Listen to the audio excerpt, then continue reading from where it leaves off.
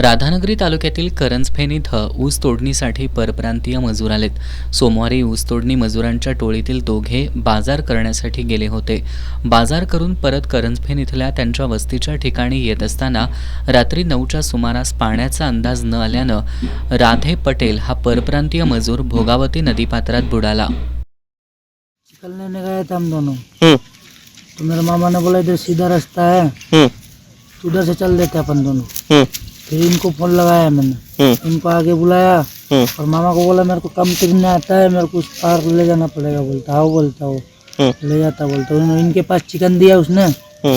और फिर उसके बाद में मेरे को लेना है कपड़ा और वो मेरे को लेने, तो वो मेरे को बीच में कर दिया, उसको आगे कर दिया और लड़का को, और मैं तो इधर बीच में था।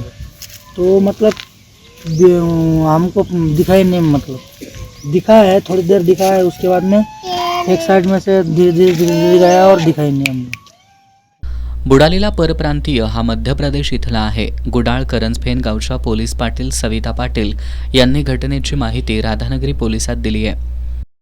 काल मौजे करंजफेन येथे मळा या शेतामध्ये परप्रांतीय मजूर ऊस तोडणी करता आलेला असता. ते कसबा ताराळीहून बाजार घेऊन येत असता रात्री 9च्या दरम्यान नदी ओलांडून येत असताना त्यातला एक मजूर पाण्यामध्ये वाहून गेलेला आहे.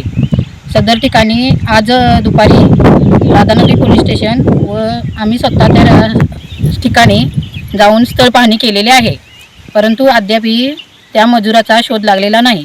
सध्या त्या ठिकाणी शोध मोहीम सुरू आहे व आम्ही नैसर्गिक आपत्तीला आणि रेस्क्यू फोर्स यांना कळवलेलं आहे.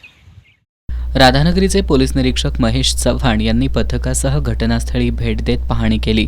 नदीपात्रात शोध घेण्याचा प्रयत्न केला, मात्र भोगावती नदीपात्रात राधानगरी धरणासह दूधगंगा गैबी बोगद्यातून पाण्याची आवक सुरू असल्यानं त्या मजुराचा शोध लागलेला नाही.